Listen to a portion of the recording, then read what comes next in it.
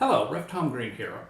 Today I'm going to do a video to discuss the game that I've invented, the Roller Derby Final Jams. It's a card and dice game, and compare it to the actual sport of roller derby.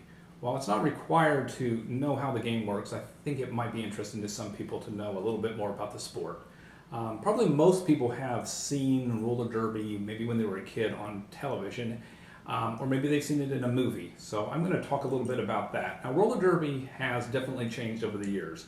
Back in the 70s, as depicted in this movie called Kansas City Bombers, starring Raquel Welch, back in the day, they were wearing high boots, and the sport was, just like this movie, kind of cheesy. It reminds me a lot more of big time wrestling, where everything was fake, and they're actually throwing furniture at each other, and props and whatnot, and throwing punches, and that's not what roller derby is today. It's definitely matured into a sport. It's still an amateur sport. I don't know that anyone's making any money from it.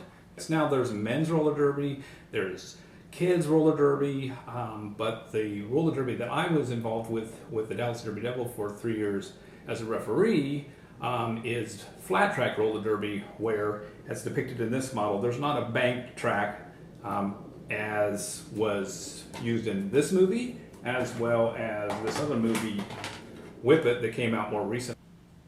It's directed by Drew Barrymore. She's also in the film. Anyway, so in this movie, while it's bank tracked, it does show the more modern equipment. So if you've seen this, you know a little bit about the rules of roller derby.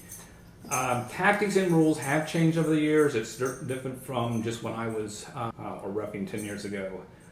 And I won't go into all the details. I'll just try and keep everything to the basics. Some people may also have seen this movie that came out in 1975.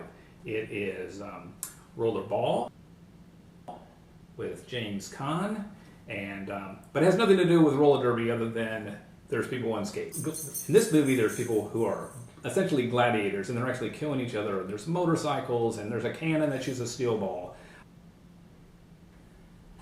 Some of you may have remembered, if you did see this film, people yelling, "Jonathan, Jonathan, Jonathan!" But again, nothing to do with roller derby.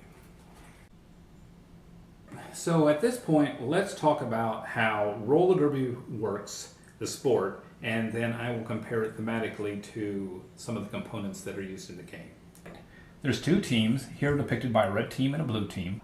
In roller derby, the periods are divided into what are called jams. These jams can last up to 2 minutes. The players for the two teams will line up, there's lines, and there are skaters which in real roller derby would have a star on their helmet. And these are called the jammers. These are the only players that can score points during the jam. The way they do that is by passing each of the opponents as they go around the track. So at the beginning, there are the two jammers behind a line, and then there's 4 blockers from each team, and they can be in a different configuration. This isn't a scale, so I have to kind of get them squished in here. But basically, when the whistle blows, the pack, which is the configuration known as the blocker from both teams, are moving around the track, and the jammers are trying to work their way through. And at some point, one or both of the jammers will break through. Now, the initial time that the skaters get through the pack, there's no points that are scored. But whoever gets through first, and if they don't commit a foul by doing something, moving out of bounds, cutting through the track, if they get through first, they are the lead jammer. And what that does is it gives them the right, or the privilege, if you will, to stop the jam before the 2 minutes.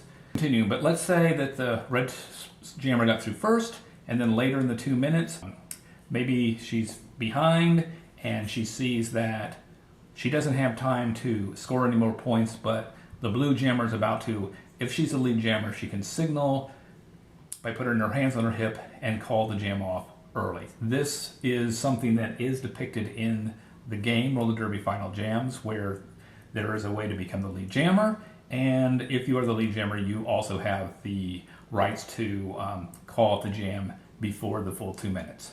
So that's very thematic in the game.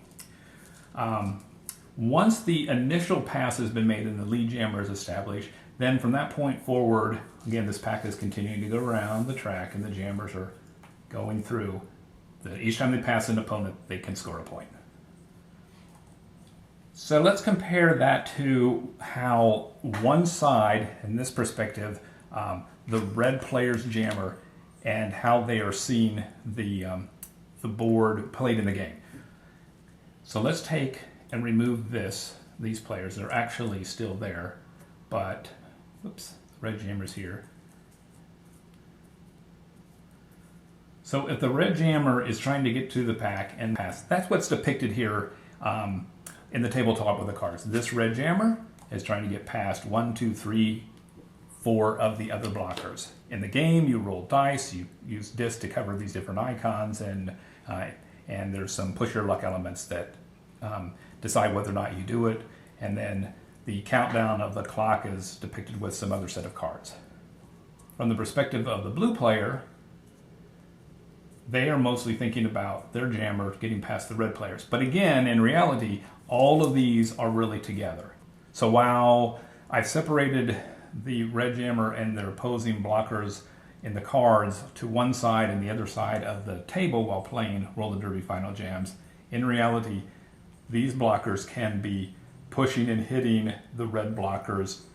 The red jammer could bump the blue jammer right next to them as they work their way through the pack.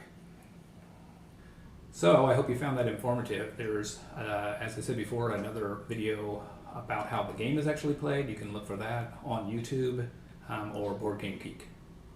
Thank you very much.